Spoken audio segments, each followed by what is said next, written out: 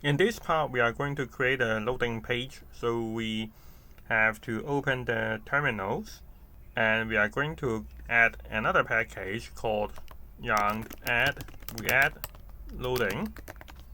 And after we install the package, we have to go to the components, and we create a new file called loading.js.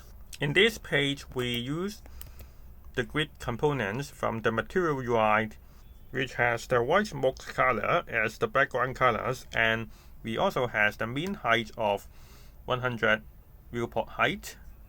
And we will pass the type and colors to the React loading that we just installed in the terminals.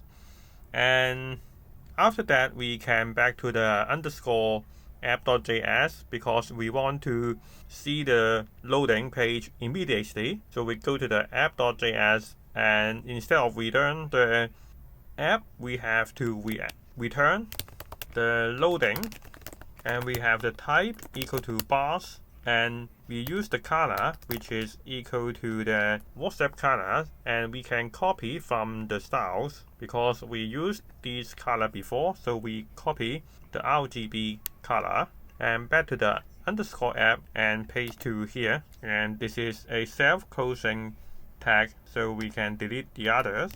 And now we can back to the website, and we can see the loading is not defined because we haven't import the component. So we can duplicate these and we change the name to loading. And now we can see this loading page.